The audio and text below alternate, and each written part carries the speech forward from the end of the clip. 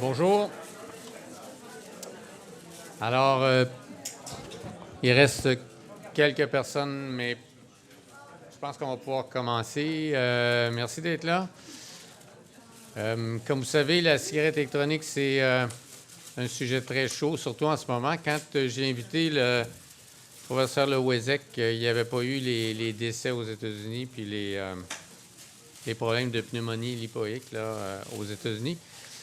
Alors, c'est un peu une chance, là, dans le fond, d'avoir un conférencier sur le sujet pendant que c'est très chaud. Vous avez peut-être vu, j'ai fait pas mal d'entrevues depuis une semaine pour expliquer la différence entre ce qui se passe aux États-Unis puis ici. Mais on va en parler pendant la conférence. Alors, le docteur Lewezek, c'est un chercheur très reconnu dans le domaine de la cigarette électronique. Moi, je suis, comme vous pouvez imaginer, je suis ça depuis une dizaine d'années. Et c'est un nom qui revient tout le temps dans la littérature, dans les congrès. Il est à l'INSERM à Paris, puis il est aussi professeur à Nottingham dans le domaine des addictions et de la nicotine. Alors, c'est un spécialiste des addictions, si on peut dire, mais spécialement de la nicotine. Et je vais laisser Martine Robert dire un petit mot plus précis sur le Dr Lewezek. Martine. Bonjour tout le monde, soyez les bienvenus. Écoutez, je suis ravie d'avoir rapatrié Dr Lewezek. En fait, je l'ai connu, moi étant membre de la Société française de tabacologie. C'est un des premiers tabacologues que j'ai entendu en conférence là-bas et qui m'a conquise. Et en fait, il est plutôt maintenant en réduction des méfaits avec la vape. Depuis 2012. Et évidemment, je l'ai retracé et je le suis depuis. Donc, depuis 2008, je suis accrochée, comme on dirait, à ses baskets. Et puis, je suis ravie qu'il puisse venir vous parler parce qu'avec tout ce qu'on entend au jour d'aujourd'hui, on ne sait plus à qui se fier et quoi est recevable, mais scientifiquement. Donc, donner une information juste et scientifique. Donc, voilà, sans plus attendre, Dr Lewezek. Merci Martine. Bonjour à tous. Merci professeur Junot de m'avoir invité et m'offrir cette occasion de vous présenter mon point de vue sur le vapotage, sur la vape, sur tout ce que vous voulez, mais pas cigarette électronique. C'est pas une cigarette, c'est pas toujours électronique. Et c'est important. Les mots ont leur importance, même si ça a peut-être permis au tout début d'attirer les fumeurs. Pour moi, il est important qu'on ait un mot différent parce que c'est plus de la cigarette, c'est plus surtout de la combustion. C'est là le danger du tabac. Il ne vient pas du tabac ou de la nicotine, il vient de la combustion, il vient du fait de brûler un végétal. Vous pouvez brûler n'importe quel végétal, vous aurez toujours des goudrons, du monoxyde de carbone, des particules fines et des gaz oxydants. Et c'est ça qui tue. Donc voilà, moi j'ai arrêté de fumer il y a 35 ans, j'ai eu cette chance. Et puis le hasard, y a-t-il vraiment un hasard dans la vie, a fait que juste derrière, j'ai commencé une thèse de sciences sur la nicotine. Je suis tombé dedans tout petit et voilà, ça fait 35 ans que je travaille sur la nicotine. Donc depuis 2012, comme vous a dit Martine, j'ai vraiment réorienté, j'ai toujours défendu la réduction des méfaits, même en tant que tabacologue, avec les substituts nicotiniques aussi. Mais depuis 2012, où pour moi, ça a été vraiment une révélation que le vapotage était une révolution dans l'arrêt du tabac, je me suis entièrement consacré à ça. Et depuis maintenant 4 ans, j'ai lancé des formations, à la fois pour les professionnels de santé, mais aussi et surtout pour les boutiques de vape, pour les vape shops, pour leur apporter un minimum d'informations pour pouvoir suivre et aider les fumeurs. Parce que ce qui compte pour une boutique de vape, ce n'est pas de vendre du matériel ou du liquide, ce n'est pas la première chose à faire. La première chose à faire, c'est de convertir des fumeurs le plus possible. Je considère que les boutiques de vape sont des acteurs de santé publique. Ce ne sont pas des professionnels de santé, ce sont des acteurs de santé publique. Si grâce à eux, on arrive à éliminer le tabagisme, et ce n'est pas impossible, on aura énormément gagné en termes de santé publique. J'ai la chance de toucher aussi beaucoup de professionnels de santé par des petites conférences que je fais le soir avec un laboratoire qui s'appelle Etipharm, qui est un laboratoire qui est spécialisé dans la réduction des méfaits. Ils font principalement des substituts opiacés. Ils font aussi des antidouleurs, etc. Et donc, ils organisent régulièrement des soirées pour les professionnels de santé, donc des médecins, des infirmières, des pharmaciens. Et j'ai l'occasion de parcourir un peu toute la France et d'aller leur expliquer un petit peu très brièvement, en l'espace d'une demi-heure, mais il y a souvent beaucoup de questions derrière, leur expliquer un petit peu ce que c'est que le vapotage. Donc, comme je l'ai dit, je ne vais pas m'étendre. Le problème du tabagisme, ce n'est pas le tabac, ce n'est pas la nicotine, c'est la combustion. C'est pareil pour le cannabis, c'est pareil pour tout ce qu'on peut fumer.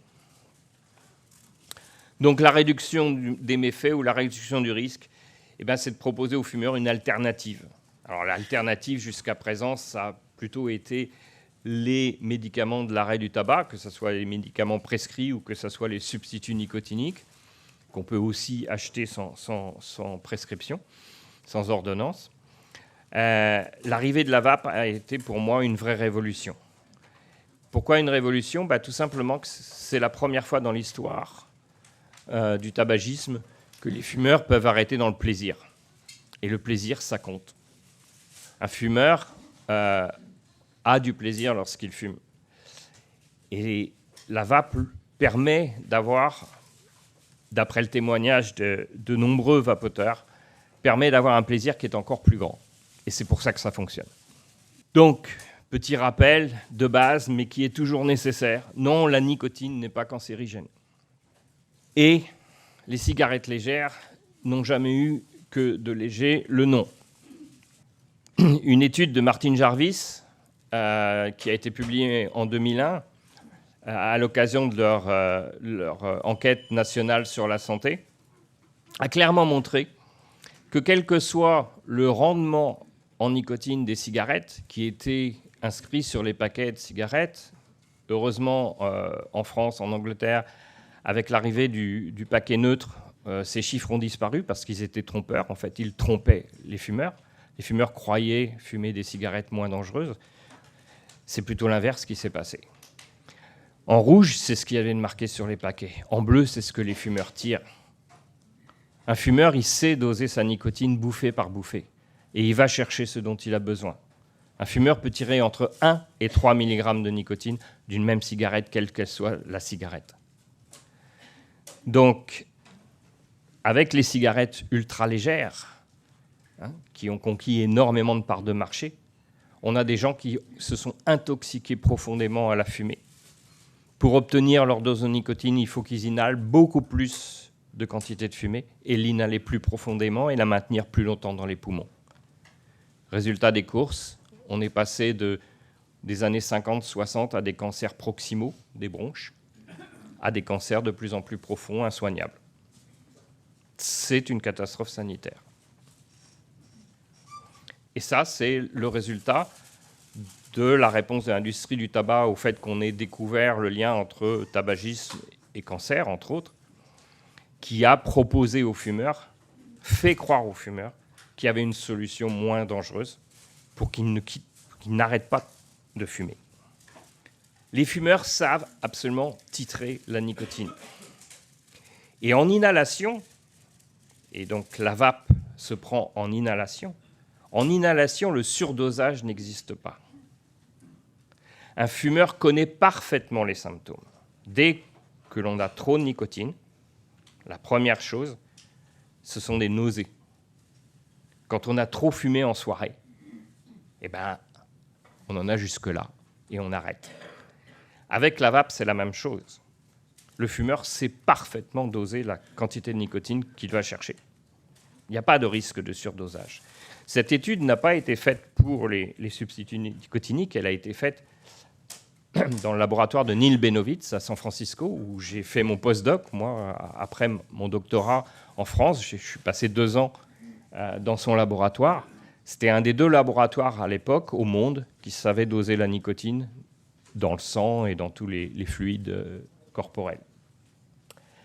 Cette étude-là a été faite à un moment donné où les substituts nicotiniques cherchaient une nouvelle indication qui était l'arrêt avec substitution, c'est-à-dire une réduction progressive du nombre de cigarettes en commençant à mettre des patchs avant la date de décision d'arrêt. Comme le fumeur sait doser sa nicotine, la nicotine qui arrive en plus avec les patchs n'est pas recherchée dans les cigarettes. Et donc, il fallait faire bien évidemment des études de sécurité pour pouvoir proposer cette indication aux agences réglementaires. Et pour ça, ils ont pris des gros fumeurs et ils leur ont collé 3 patchs. Soit 3 patchs placebo, soit un actif, 21 mg par jour, soit 2 actifs, 42, soit 3 actifs, 63 mg par jour. Et ces fumeurs continuaient de fumer. Je ne sais pas si vous pouvez voir en bas la dernière ligne du tableau, avec 63 mg de nicotine apportée par les patchs, ils fumaient encore quasiment 13 cigarettes par jour. Il faut savoir que certains fumeurs ont besoin de doses énormes de nicotine pour pouvoir arrêter de fumer. Sur le graphique de gauche, vous avez leur nicotinémie, la quantité de nicotine dans le sang qu'ils ont. Donc effectivement, la condition où ils ont les 3 patchs actifs sont les petits ronds blancs qui sont tout en haut, où donc il y a cumul de nicotine arrivant avec les patchs et de ce qu'ils tirent de leur cigarette. Mais quand on regarde le graphique de droite, qui représente la carboxyhémoglobine, c'est-à-dire le pourcentage d'hémoglobine occupé par le monoxyde de carbone, qui prend la place de l'oxygène et qui a une affinité pour l'hémoglobine 200 fois supérieure à l'oxygène, on voit que c'est justement dans la condition où ils ont les 3 patchs actifs, les petits ronds blancs, où ils ont le moins de CO dans le sang. Tout simplement parce qu'ils tirent moins sur leur cigarette. Puisqu'ils ont un gros apport de nicotine avec les patchs, ils tirent moins sur leur cigarette. Ce qui montre clairement que le fumeur sait doser la quantité de nicotine qu'il a dans l'organisme.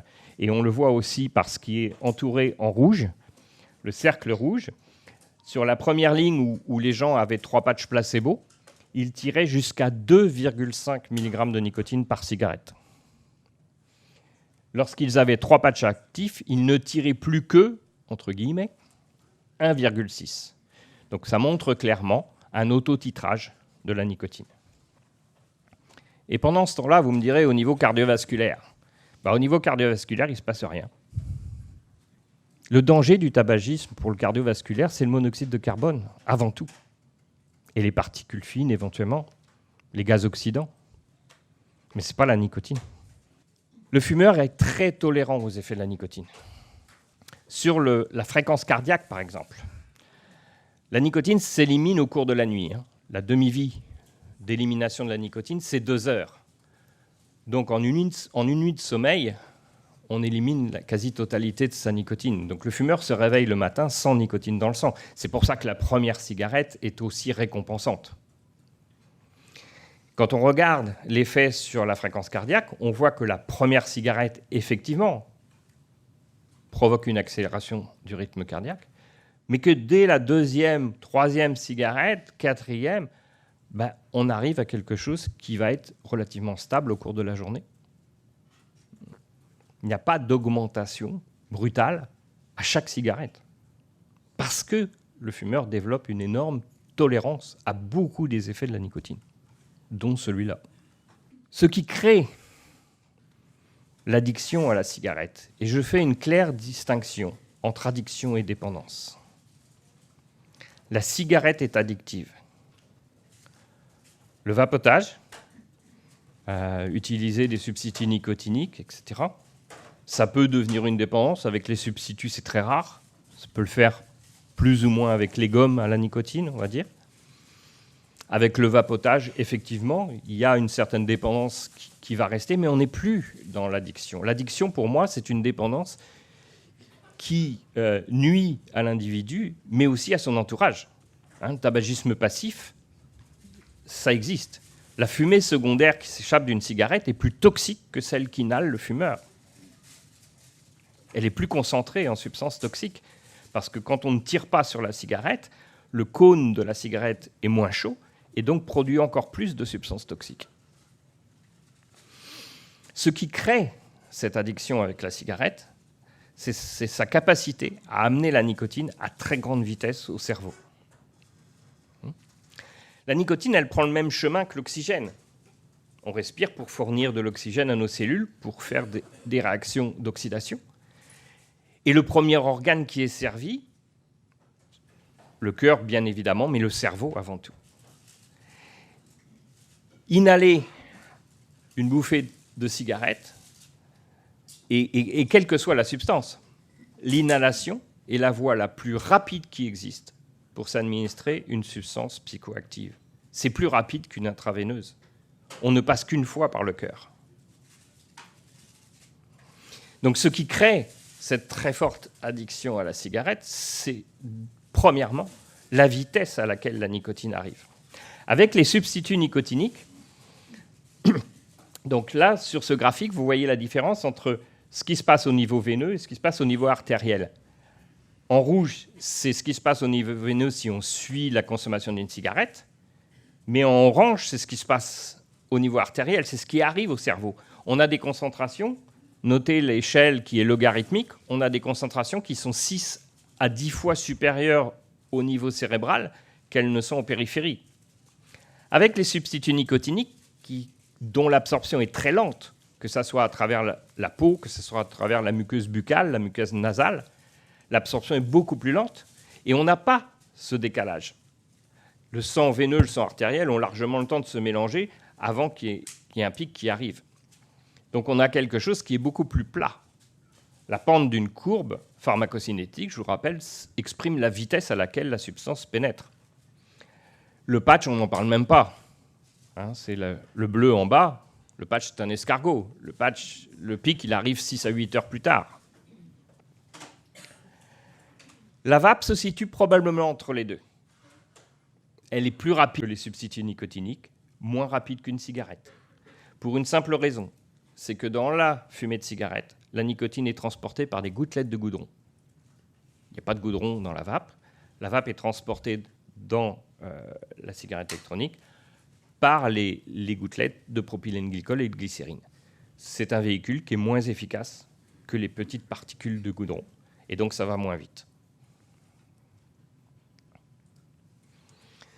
Alors, les gens fument, bien sûr, pour la nicotine, mais pas que. Il y a d'autres composés dans la fumée. Et en particulier, les IMAO, les inhibiteurs des monoamine oxydases, qui est une ancienne classe d'antidépresseurs.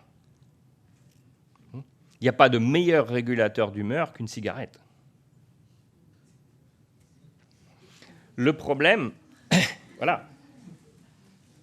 Oui, je pense que c'est les fumeurs qui rigolent.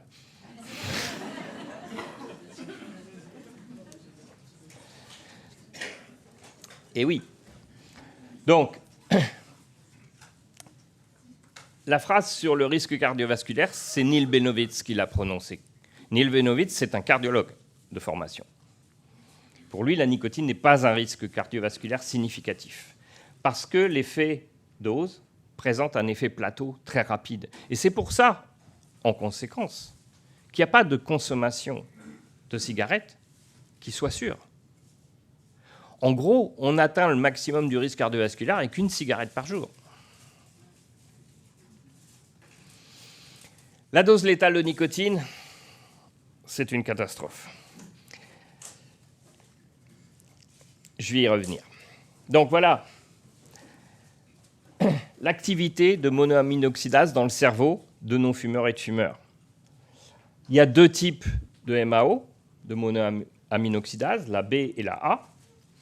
La B est réduite de 40% chez les fumeurs. C'est comme si quelqu'un prenait 40% d'un traitement antidépresseur quand on fume. Donc on comprend bien, effectivement, que l'effet sur la régulation de l'humeur est très important. Cette fameuse dose létale de nicotine que l'on trouve dans tous les manuels de médecine, de pharmacie, de toxicologie, de tout ce qu'on veut, comme étant entre 30 et 60 mg, chez un adulte. D'où ça sort? Déjà, en 1990, quand j'étais dans le laboratoire de Neil Benowitz, on cherchait d'où pouvaient venir ces données-là. On n'a jamais pu trouver. On trouvait toujours des références à des bouquins qui citaient, etc. C'était circulaire. Mais quant à trouver l'expérience princeps, etc., impossible. Il y a très peu d'accidents ou de tentatives de suicide réussies à la nicotine. Il y en a un, il y a un exemple très célèbre, c'est un jeune japonais qui s'est couvert des pieds à la tête de patch et qui est mort. Mais quand on l'a autopsié, on a trouvé des choses dans son estomac qui laissent supposer que c'est peut-être pas que la nicotine qui l'a tué. Ceci dit, Bernd Mayer, qui est un toxicologue autrichien, en 2013, s'est posé la question. Et il a analysé ces données-là. Et en gros, il a montré que, en admettant que ce soit la nicotine qui ait tué ce jeune homme, la dose qui a pu le tuer est 20 fois supérieure à ce que devrait donner 60 mg de nicotine. Donc il s'est attaché à trouver la source. Et lui, il a trouvé parce que c'était en allemand. C'était dans des vieux grimoires de 1850. 3 médecins qui ont testé les effets de la nicotine sur eux-mêmes. Alors je ne sais pas si cette expression est connue ici, et qui ont déterminé la dose létale de nicotine au doigt mouillé. Ça fait 150 ans qu'on se traîne une dose létale qui n'existe pas. Enfin, qui existe, mais pas à ce niveau-là. Un des derniers cas qu'on ait eu à cause de la vape, c'est une patiente psychiatrique aux Pays-Bas qui a ingéré l'équivalent de 1500 mg de nicotine. Alors, elle a été un peu malade, elle était un peu nauséeuse, elle a vomi, etc. Mais le lendemain, elle est rentrée chez elle. C'est quasiment impossible de se suicider à la nicotine en l'ingérant. Premier symptôme, nausée. Deuxième symptôme, vomissement. Donc déjà, il y a une grosse partie qui va ressortir direct. Et ensuite, premier passage hépatique, 70% de la nicotine est éliminée par le foie.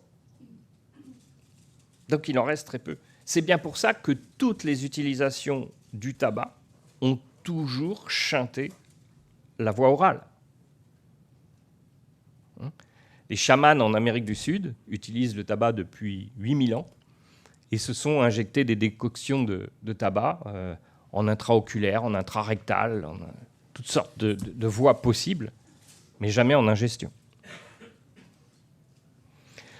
Donc, cette dose létale qui a fait beaucoup de mal aux vapoteurs en Europe parce qu'on a limité le contenu des fioles à 10 millilitres et la dose maximale de nicotine utilisable à 20 mg par millilitre, alors que 20 à 30% des fumeurs n'ont pas assez avec ça, et que moi qui interviens régulièrement, je vais travailler en boutique de vape pour faire du travail de terrain, pour faire de la clinique quelque part.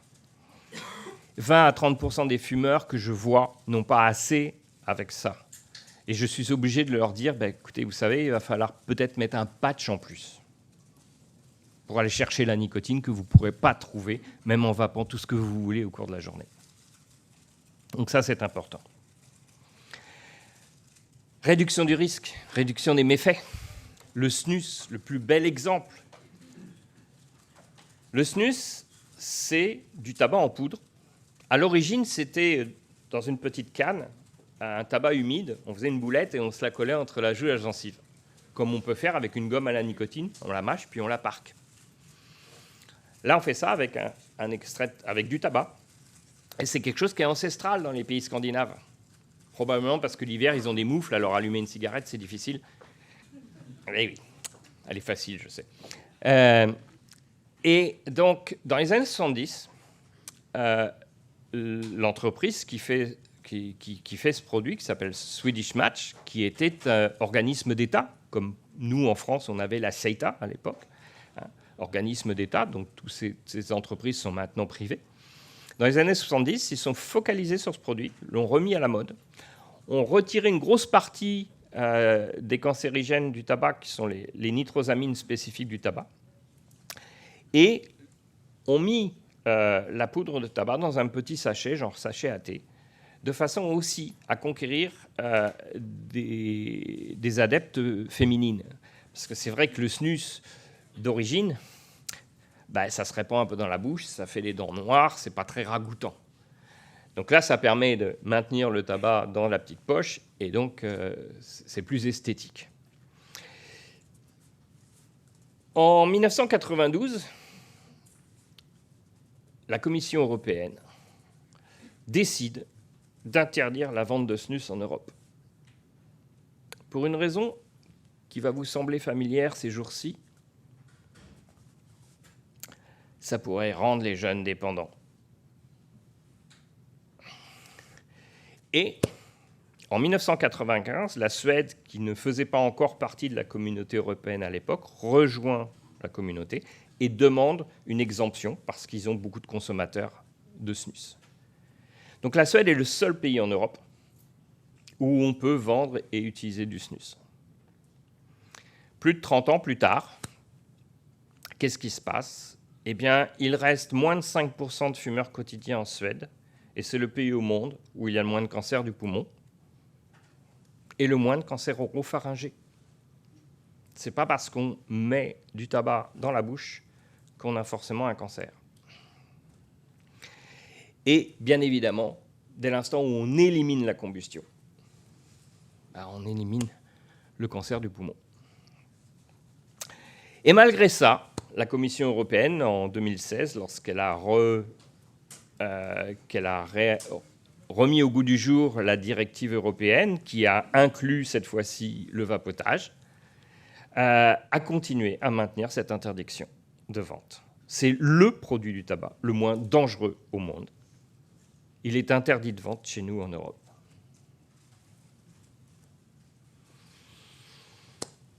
Heureusement, on a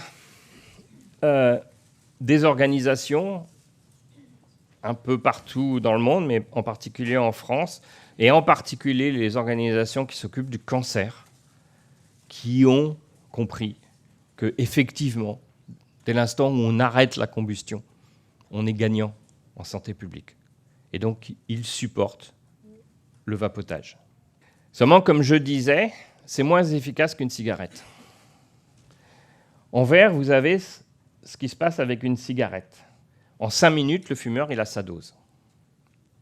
Pour l'avoir en vapotant, il faut vaper 30 à 45 minutes. Et c'est pour cette raison qu'on reproche, et ça on l'entend partout, je l'ai encore entendu à la radio où j'ai été interviewé hier ici au Québec, c'est pour cette raison qu'on reproche aux vapoteurs de toujours l'avoir à la main ou à la bouche. C'est juste parce que c'est moins efficace qu'une cigarette. Mais on ne fait jamais 10 bouffées de suite sur sa vape. On va prendre 2-3 bouffées, puis on va faire autre chose, mais on la garde dans la main. Et puis on fait autre chose, etc., ou on la pose, et puis on la reprend, et on refait 2-3 bouffées, etc.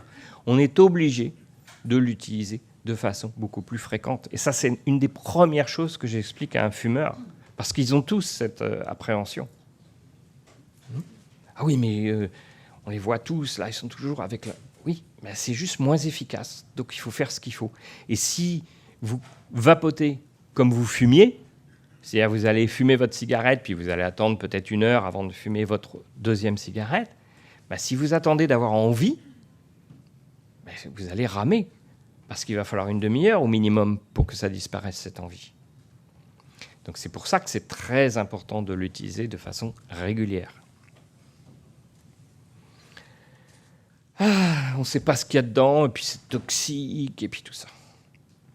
Oui, il y a des études très mal faites par des gens qui ne connaissaient strictement rien, puis qui n'ont surtout pas cherché à comprendre surtout comment ça fonctionnait, et qui ont maîtrisé, qui ont maltraité le matériel. Ça, c'est une étude, encore une fois, faite dans le laboratoire de Neil Benowitz. Ce que j'ai cerclé en rouge, c'est la puissance qu'on utilise. Là, elle est exprimée en intensité, en volts, mais ça se traduit en watts quand on prend en compte la résistance qu'on utilise. Il faut connaître la loi d'Ohm quand on vape. Tant qu'on reste dans cette zone de confort qui est la zone d'utilisation normale de la vape. Il n'y a aucune production de substances toxiques. Ça n'est que quand on va au-delà des capacités de la résistance qu'on va surchauffer. On va surchauffer le liquide. Soit il n'y aura pas assez de liquide, soit il n'y aura pas assez d'air qui va rentrer, soit on va brûler le coton, parce qu'en général, hein, on va y revenir tout à l'heure, c'est du coton. Mais tant qu'on reste dans les clous, voilà, la vape, elle est safe. C'est pas aussi bien que de respirer de l'air pur. Mais comparé à la cigarette, c'est sans comparaison. Une étude anglaise à plus long terme, avec des vapoteurs vapotant depuis au moins 6 mois, certains vapotaient depuis 4 ou 5 ans, a clairement montré, on a 4 graphiques là, mais il y en a beaucoup plus dans l'article que je cite. Les vapoteurs exclusifs sont ceux qui sont tout au bout à droite, sur chacun des graphiques. Ils ont même moins de substances toxiques dans les urines que ceux qui sont sous substitut nicotinique. Probablement parce que ceux qui sont sous substitut nicotinique sont sous-dosés et que de temps en temps, il y a une cigarette qui arrive. C'est l'explication des auteurs de l'article. Par contre, effectivement, le dual use, le fait de faire les deux, est peut-être problématique. Seul bémol de cette étude, c'est qu'on ne sait pas de combien ces gens avaient réduit leur consommation. En général, les gens arrivent à réduire à 3-4 cigarettes. Si c'est le cas, effectivement, c'est inquiétant. Mais si c'est des gens qui ont juste réduit de 4-5 cigarettes, qui fument encore 15 cigarettes, il n'y a pas de raison qu'on voit une différence. Malheureusement, on n'a pas cette donnée-là dans cette étude. Le vapotage passif, c'est insignifiant, ça n'existe pas. Cette étude montre clairement que ce qu'un vapoteur recrache, parce qu'il inhale, ce qu'un vapoteur recrache, c'est principalement de la vapeur d'eau. Je sais, on a reproché aux vapoteurs de dire ça au tout début. Mais c'est exact. Cette étude, encore une fois faite à San Francisco dans le laboratoire de Benowitz, où on a fait recracher les vapoteurs dans un tube pour pouvoir analyser la vapeur qu'ils recrachaient, montre qu'ils retiennent 94% de la nicotine, 84% de la glycérine, 92% du propylène glycol. Donc ce qu'ils recrachent, c'est un nuage avec un peu de propylène, un peu de glycérine et beaucoup d'eau. Donc il ne faut pas avoir peur du vapotage passif. Il est quasi inexistant. Oui, la cigarette électronique peut être utilisée chez la femme enceinte. En tout cas, moi, je la recommande de la même manière que les Britanniques le font. Ce document, ce sont les Britanniques qui l'ont fait. Ce sont les services de santé pour les femmes enceintes qui ont créé ce document, qui a été traduit en français par Jean-François Etter, qui est à Genève, un chercheur à Genève. Et moi, j'encourage toutes les boutiques de vape à avoir ce document pour le donner aux femmes enceintes qui se posent des questions, de façon à les rassurer. La pire des choses qu'elles peuvent faire, c'est de fumer. Si le choix, c'est vous fumez ou vous vapotez, pour moi, c'est clair, c'est vapoter. Les substituts nicotiniques en France sont autorisés chez la femme enceinte depuis 1999. On a été le premier pays à l'autoriser. On n'a absolument aucun souci avec ça. La nicotine, ce n'est pas le problème. La vape, c'est ni plus ni moins qu'une autre forme de substitution nicotinique. Le principal danger, là encore, pour le fœtus, c'est le monoxyde de carbone, ce n'est pas la nicotine. Donc si le choix, c'est laisser cette femme continuer à fumer ou lui offrir d'essayer le vapotage pour arrêter, moi, je ne me pose pas de questions. Bien sûr que si elle peut arrêter sans rien, c'est mieux. Mais ce n'est pas le cas de toutes les femmes enceintes. Donc il faut pouvoir les aider. Et malheureusement, même en France, on a encore des discours de gynécologues, d'obstétriciens, qui disent aux femmes enceintes « Oh non, mais arrêtez pas de fumer. Fumez 3-4 cigarettes pour pas vous stresser, pour pas stresser le bébé. » Alors, premièrement, Vous avez vu ce qui se passe avec les cigarettes légères. C'est pareil, si quelqu'un réduit son nombre de cigarettes volontairement, qu'est-ce qu'il va faire? Il va compenser sur toutes les... Et une femme enceinte métabolise la nicotine 2 fois plus vite. Donc elle va tirer encore plus. Et donc s'intoxiquer et intoxiquer son bébé encore plus. Donc le choix, pour moi, il est vite fait. Très rapidement, pour vous montrer les données françaises, mais c'est à peu près partout pareil. On fait tout un...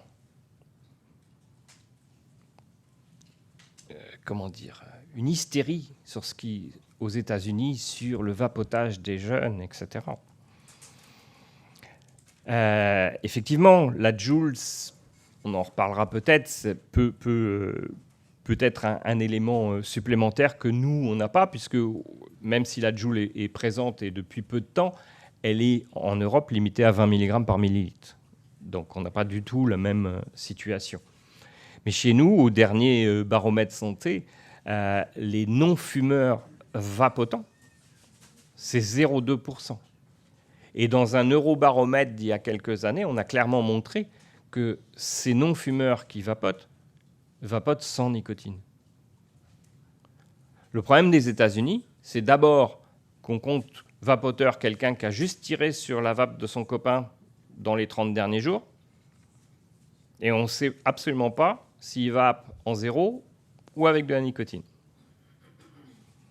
Donc les données sont enflées et ne reflètent pas la réalité.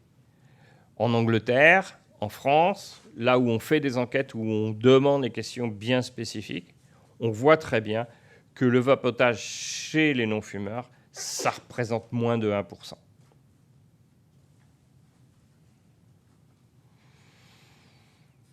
Et il y a aussi des gens qui arrêtent la vape, il ne faut pas oublier.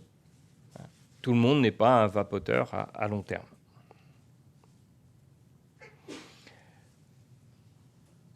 Pour la première fois depuis très longtemps, on n'a pas à être fier en France sur le tabagisme. La prévalence tabagique du tabac a plafonné aux alentours de 30% pendant de très longues années. Pour la première fois, on voit une baisse. À partir de 2016, on commence à voir une baisse. L'an dernier, quand j'ai vu la première baisse, je me suis dit, est-ce que c'est juste un accident ou est-ce que ça va se prolonger? Bonne nouvelle, cette année, ça a l'air de se prolonger. Probablement que la vape n'y est pas pour rien, puisqu'en France, ça marche très bien. En France, pays de 66 millions d'habitants, nous avons à peu près 2600 boutiques de vape pour 25 000 buralistes. Les buralistes sont partout. Les buralistes en France, on ne peut pas acheter du tabac en France ailleurs que chez le buraliste. Il n'y a pas de tabac dans les stations-service, il n'y a pas de tabac chez les dépanneurs, etc. Et le problème des États-Unis, il vient de là aussi. On trouve tout chez les dépanneurs et dans les stations-service. En France, on a interdit la vape aux mineurs dès 2014. Et les boutiques de vape le respectent beaucoup mieux que l'interdiction de vente de tabac aux mineurs chez les buralistes.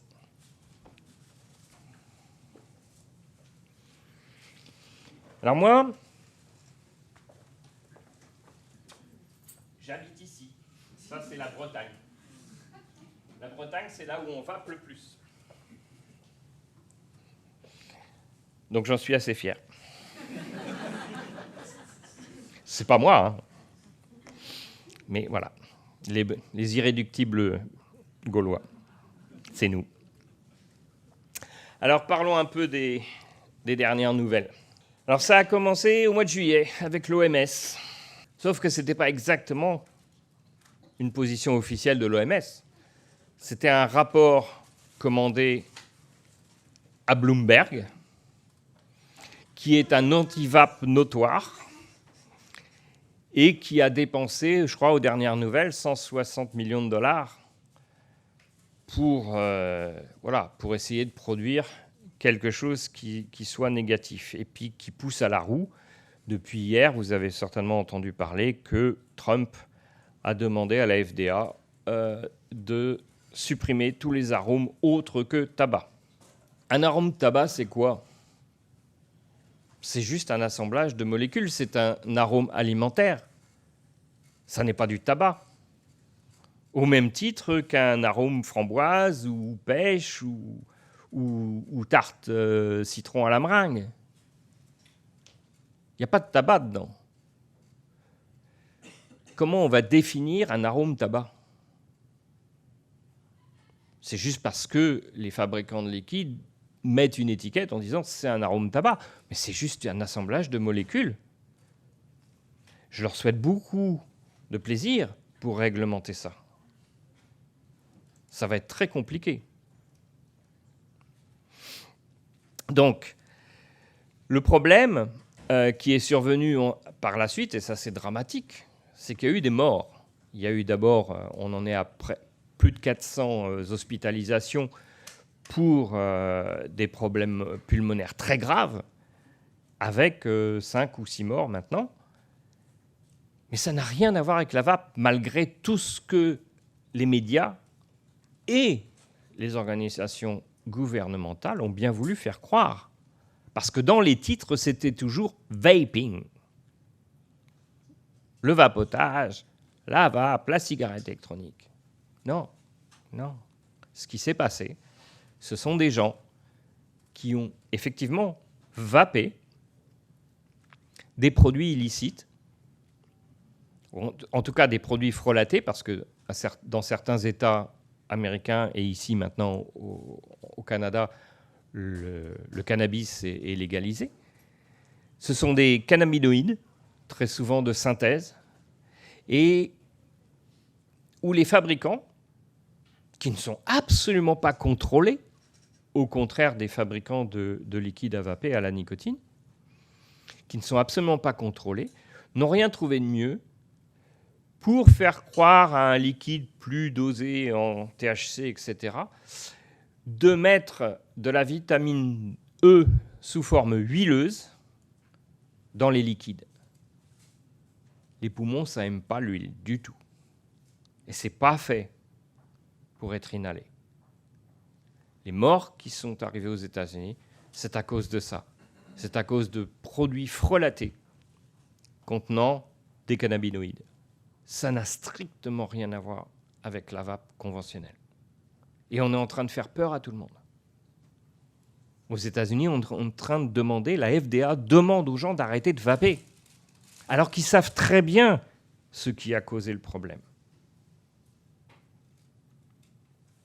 C'est très grave parce que d'ores et déjà, on voit le problème. On voit des gens qui nous témoignent que leurs collègues sont retournés à la cigarette, ils ont arrêté de vapoter. Et combien de fumeurs qui auraient dû franchir une porte de vapoterie ne l'ont pas fait?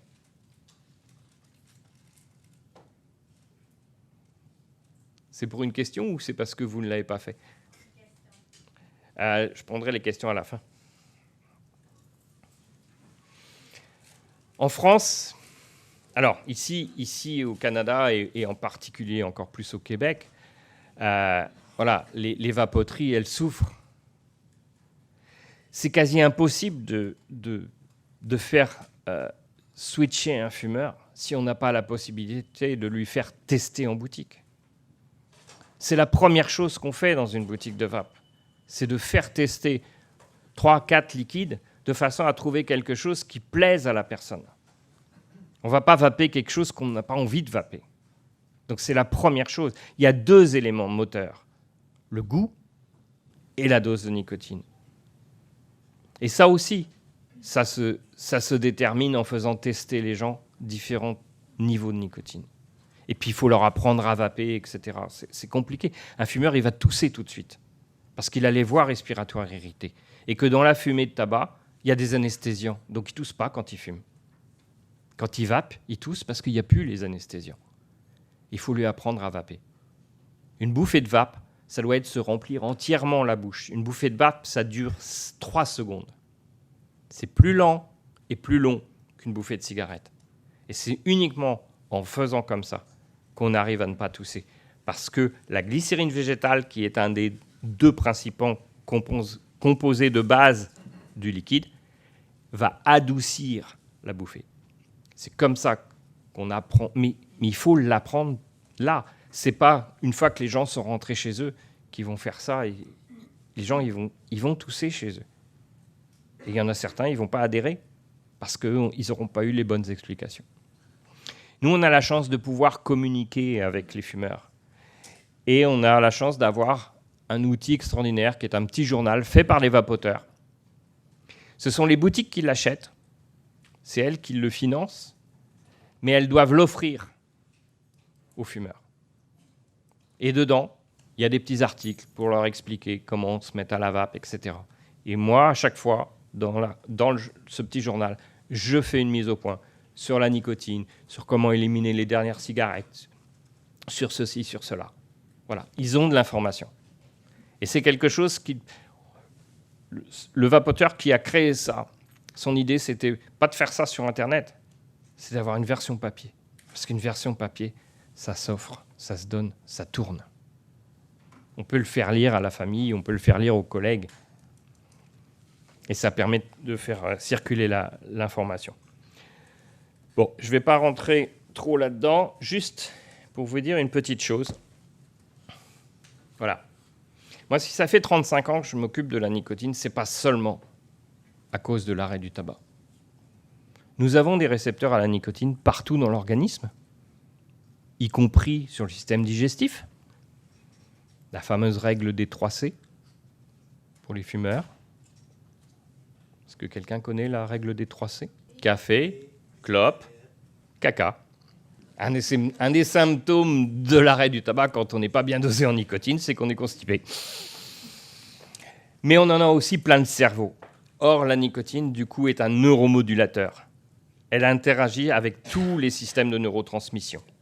Et donc, elle est susceptible d'interagir sur un très grand nombre de maladies neurologiques et psychiatriques. Certaines sont citées ici. J'ai personnellement participé à une étude en 1999, une étude pilote, malheureusement, non contrôlée contre placebo, donc elle n'est pas reconnue. 6 patients, parkinsoniens, non-fumeurs, puisqu'il y a une majorité de non-fumeurs chez les parkinsoniens. C'est comme ça qu'on s'est rendu compte de l'association, c'est que les gens qui ont fumé quelque part sont protégés du Parkinson, quand ils ne font pas un cancer du poumon avant. Et donc on a utilisé des patchs, mais pour que ça fonctionne, il faut de très fortes doses. Et ces patients, on les a montés jusqu'à 5 patchs par jour, des non-fumeurs. En bas, vous avez leur cotininémie. Donc, la cotinine étant le métabolite principal de la nicotine et étant plus facile à doser, on utilise la cotinine comme marqueur, qui montre clairement la montée jusqu'à 5 patchs, et puis ensuite on est redescendu, on a arrêté le traitement. Et au-dessus, ce sont les échelles cliniques, donc qui prennent en compte plein de choses, le tremblement, la marche, l'état dépressif, etc., etc. Et quand ça baisse, eh bien, c'est une amélioration. Et chez ces 6 patients, la majorité d'entre eux ont carrément arrêté la L-Dopa, le Modopar, ou je ne sais pas comment il s'appelle ici. Et on a une association de patients en France avec 600 patients qui s'auto-traitent à la nicotine. Mais ça n'est pas reconnu. Il y a plein de domaines. Moi, ça fait 30 ans que je me bats pour qu'il y ait des recherches là-dessus, et on n'avance pas. L'industrie pharmaceutique n'est pas intéressée parce que c'est pas suffisamment rémunérateur. Dès l'instant où quelqu'un déposerait une autorisation de mise sur le marché avec des patchs qui ne sont plus protégés, puisqu'on ne peut protéger que le mode d'administration, on ne peut pas protéger la nicotine puisque c'est une molécule naturelle, eh bien personne n'est intéressé. Bon, ça, je vais juste arrêter là-dessus. Il y aura une partie atelier pour développer un petit peu plus. Je n'ai pas suffisamment de temps. Je préférais me focaliser sur le fait de rassurer tout le monde sur la vape, etc. Mais ça, c'est juste pour ceux qui ne savent pas le principe de fonctionnement de la vape, qui est tout simple. On a une source d'énergie, on a une batterie. On a une résistance, un petit fil métallique qui est très souvent est de l'acier chirurgical. On a une mèche qui est très souvent en coton. Et bien, quand on fait chauffer le fil, la mèche apporte le liquide et le liquide est vaporisé. Donc on est dans la vaporisation, il n'y a plus de combustion. Et il n'y a donc plus de monoxyde de carbone, plus de goudron, plus de particules fines. Voilà, je vais m'arrêter là de façon à laisser un petit peu de temps pour des questions.